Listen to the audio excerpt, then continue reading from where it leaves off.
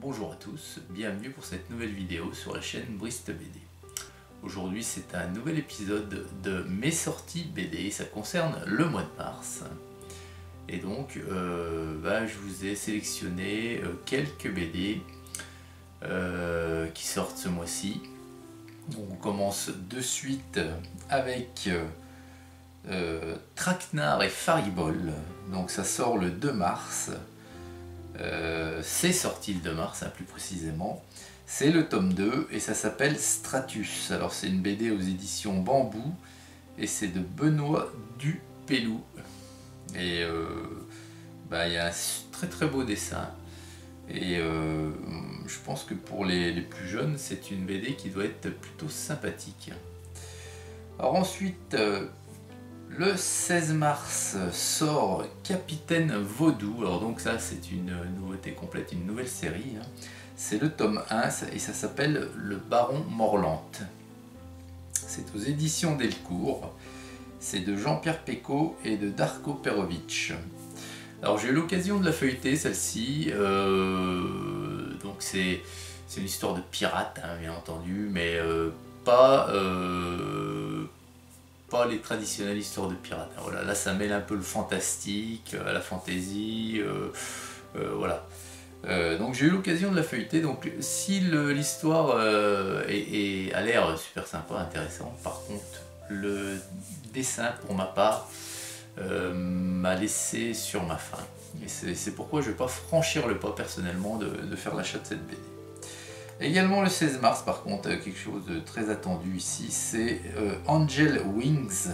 C'est le tome 7 et ça s'appelle Mig Madness. C'est aux éditions Paquet. Et c'est une BD de Yann et Romain Hugo. Alors Angel Wings, je vous ai présenté le tome 1 dans mes derniers achats de BD. Alors c'est super intéressant, ça se passe sur la guerre du Pacifique comme je vous l'ai dit.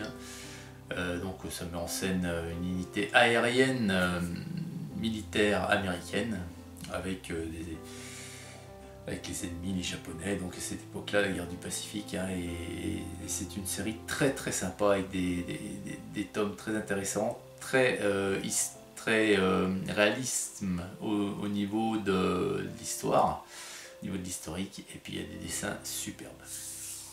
Donc c'est le tome 7 qui est sorti également le 16 mars. Également le 16 mars, toujours le 16 mars, est sorti le tome 9 d'Olympus Mons.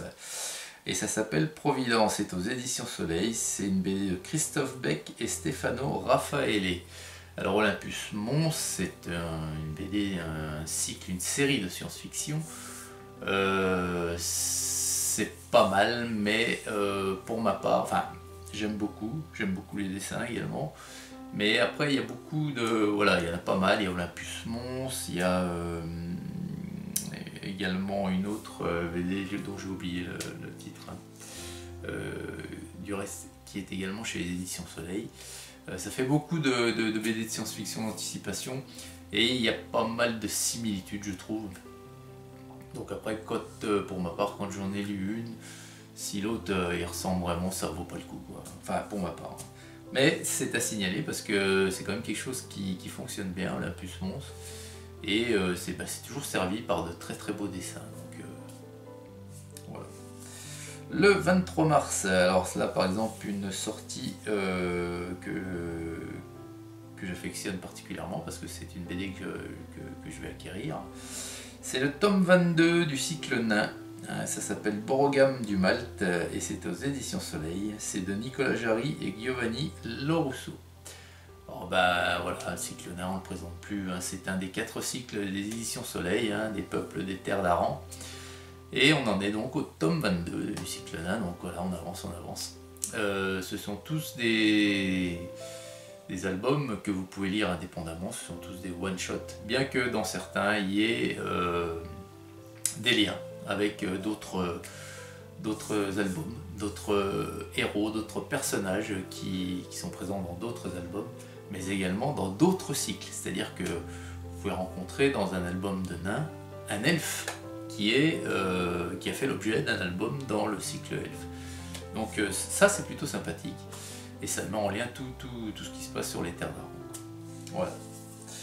Le 25 mars sort Wild West, c'est le tome 3 et ça s'appelle Scalp en série. C'est aux éditions du Puy de Thierry Gloris et de Jacques Lamontagne. Alors là c'est une série sur le Far West, bien entendu. Voilà.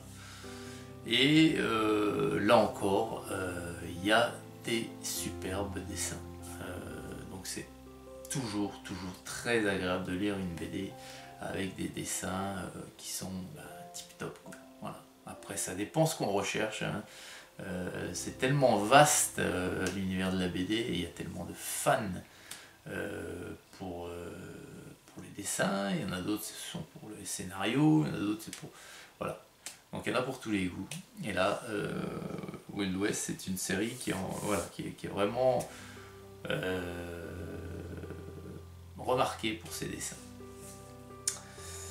Et puis enfin, le 30 mars, alors c'est tout récent ça, puisque moi je tourne la vidéo, là on est le 2 avril, le 30 mars est sorti Les Chroniques d'Atlantide, le tome 1, et ça s'appelle Éoden le guerrier. C'est aux éditions Glénat, et c'est une BD de Stefano Martino.